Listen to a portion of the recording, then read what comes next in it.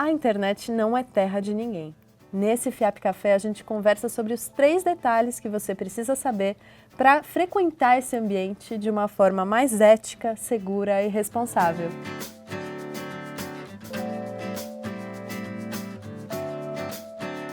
Aqui comigo no Estúdio FIAP, o professor Rony Weinzoff. Rony, muito obrigada pela sua participação. Olá, imagina, é um grande prazer tratar de um assunto tão atual, importante e polêmico como esse. E a internet, ela realmente não é terra de ninguém, então? Muito se confunde, muito já se discutiu sobre esse novo ambiente, né? Inicialmente, alguns doutrinadores começaram a especular que esse seria um território diferente, em que as leis não seriam aplicáveis, mas isso já foi bastante desmistificado, ou seja, a internet ela não é uma terra sem leis.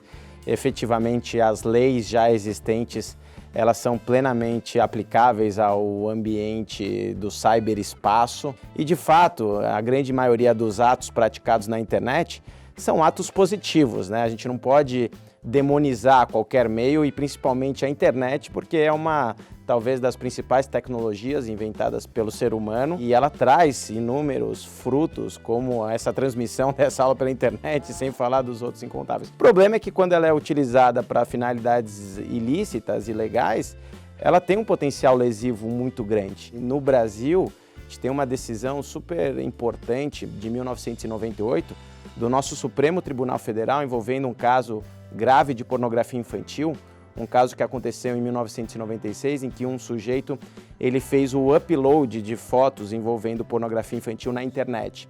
E na época, o crime de pornografia infantil era somente fotografar ou publicar cenas ou imagens envolvendo criança ou adolescente. E a internet comercial no Brasil ela começou aproximadamente em 1995, ou seja, o que era fotografar, o sujeito não fotografou. E aí entrou-se numa discussão se o publicar poderia ser considerado publicar na internet, porque naquela época o conceito de publicação era publicar numa revista, num jornal, era um conceito de publicação física e não digital. E já em 98 os ministros do STF consideraram que não importa o meio.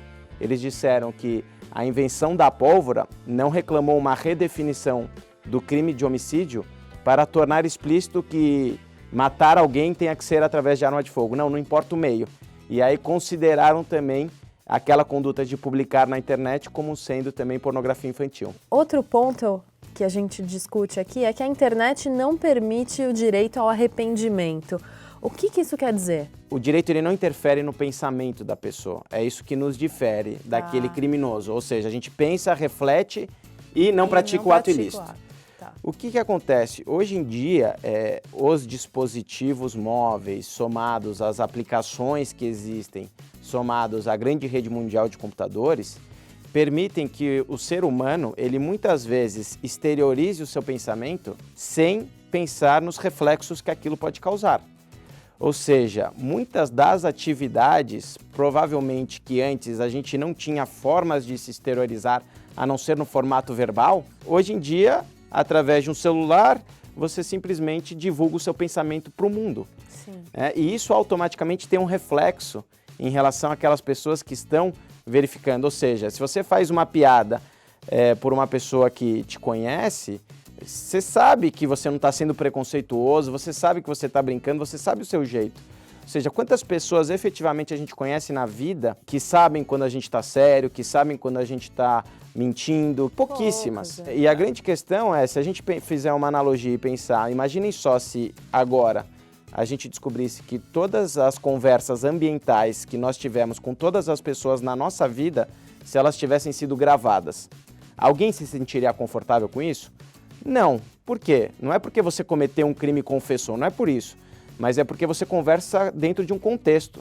Você pensa muito antes de falar algo para determinadas pessoas. Sim. Você só tem liberdade de falar aquilo que você quer com aquelas pessoas que você realmente conheça. E qual que é a grande questão? Na internet, as pessoas muitas vezes acham que estão conversando numa mesa de bar ou conversando com pessoas que conhecem, mas não. Eles estão conversando, na prática, com quase o mundo inteiro. E isso deixa um vestígio, isso tem reflexos jurídicos, porque aí o direito, se for uma atividade ilícita, ele atua, e principalmente tem um reflexo social. Hoje em dia, a punição da sociedade, muitas vezes, é mais forte do que a punição jurídica. E pessoas públicas normalmente são as mais afetadas por esse tipo de comentário agressivo. E muitas vezes os usuários que fazem esses comentários não têm a noção de que estão agindo de uma forma ilícita, correto? É impressionante como hoje em dia a gente tem que conviver ainda com esses espantosos casos, principalmente de crimes de ódio na internet. Racismo, preconceito em razão da cor, da religião, é algo que é inimaginável num contexto atual da sociedade democrática. Mas, infelizmente, a internet ela mostra essa face do espelho de uma sociedade ainda que tem esse tipo de pensamento, o que é terrível, né?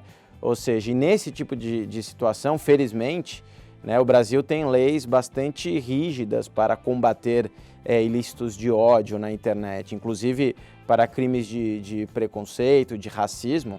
As penas elas são maiores se praticadas em algum meio, essa atividade ilícita que propicia essa propagação, como no caso da internet.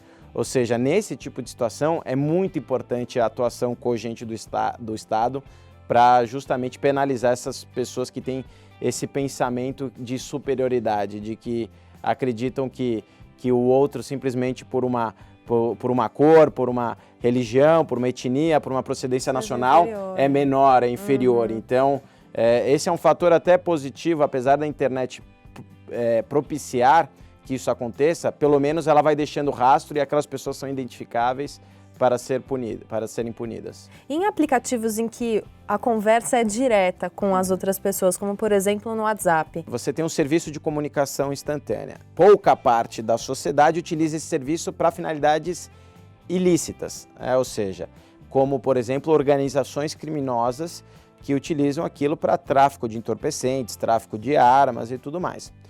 E nesse tipo de situação, o que acontece? A polícia ela tem vários meios para coletar evidências para identificar e reprimir esses criminosos que utilizam essa ferramenta. Existem nos serviços de telecomunicação, você pode pedir uma interceptação telefônica, ou seja, existe uma lei no Brasil que prevê que a partir do momento que há uma ordem judicial dentro de uma investigação processual penal, você pode interceptar a ligação telefônica. E essa mesma lei que é de 96 prevê também a interceptação de dados telemáticos ou informáticos. As empresas que exploram o mercado brasileiro, como o WhatsApp, não importa a sede em que elas estejam, se somente nos Estados Unidos ou se tem uma filial no Brasil ou não, elas devem cumprir a legislação brasileira.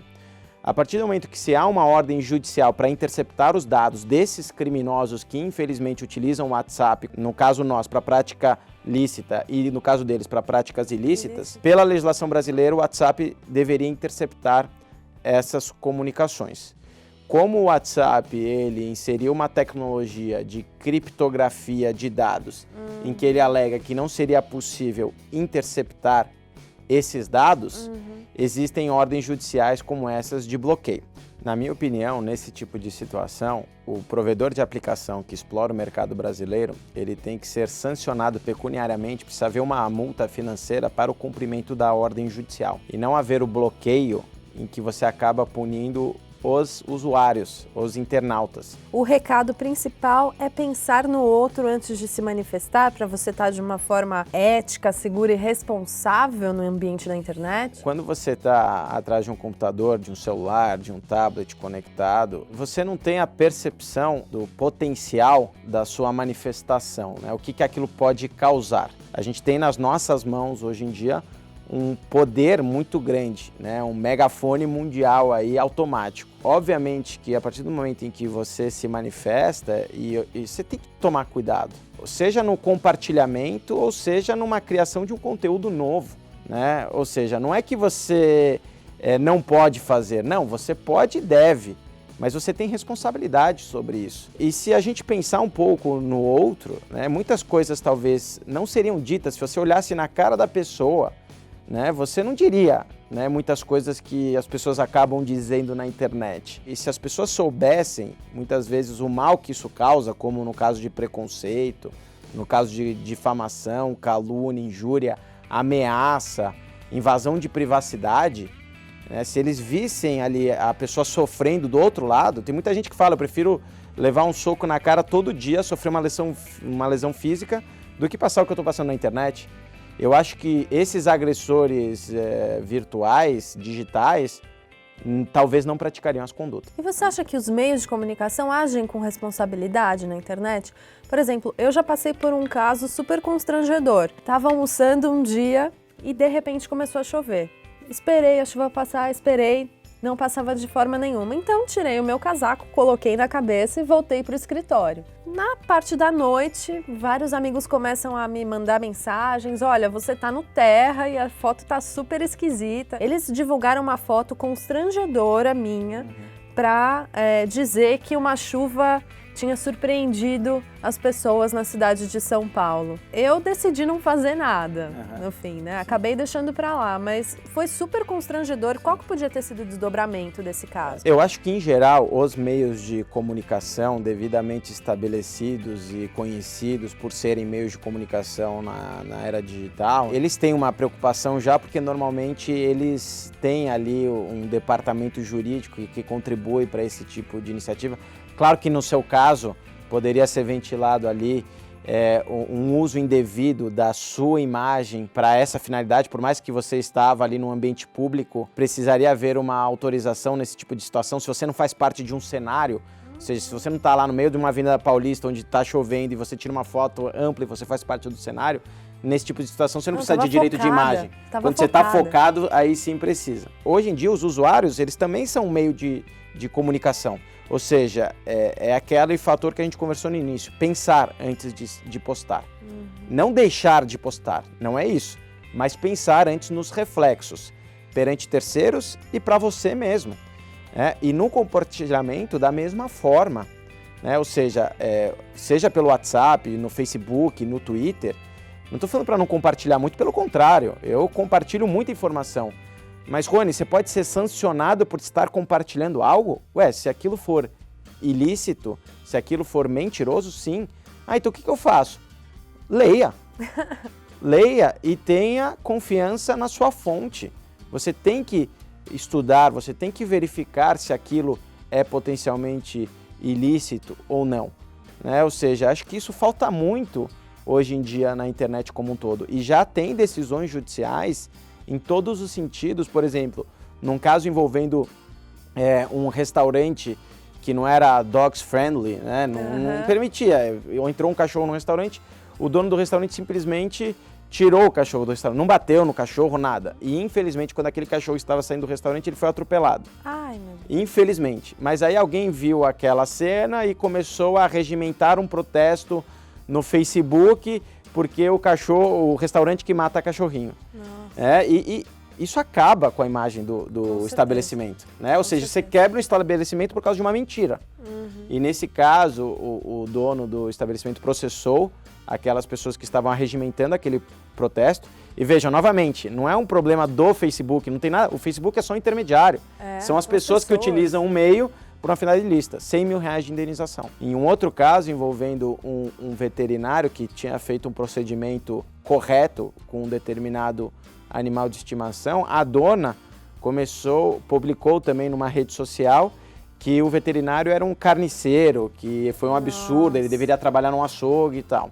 Só que aquela usuária da rede social não tinha muitos seguidores, então aquilo não teve uma propagação. Só que uma comunidade de proteção a animais verificou aquela postagem, achou interessante e compartilhou. Quando compartilhou, milhares de usuários. Acabou com a carreira de um veterinário, como acaba com a carreira de um médico, como acaba com a carreira de qualquer pessoa. A única coisa que você vai fazer antes de ir em qualquer médico ou um veterinário é pesquisar na internet. Com certeza. Na dúvida, o que você vai fazer? Não vai naquela pessoa. E nesse caso ele processou tanto aquela pessoa que postou o conteúdo original, como aquela comunidade que compartilhou. E ambos foram condenados a uma indenização, tanto aquele que fez o conteúdo como aquele que compartilhou. A gente posta diariamente muitas coisas, a gente cria muito conteúdo a favor ou contra nós mesmos. E eu queria saber se é possível, de alguma forma, apagar tudo isso. Todos esses vestígios que a gente deixa, que a gente cria Aquilo que eventualmente você disponibiliza na internet, dependendo do meio que você utiliza, automaticamente aquilo está publicizado e é praticamente impossível você apagar aquilo que você originou de conteúdo. Mas tem muitas coisas daquilo que as pessoas falam de você na internet, né? E vejam, é impossível juridicamente você simplesmente querer sumir da internet, porque senão nós estaríamos impedindo a liberdade de expressão, o direito à informação.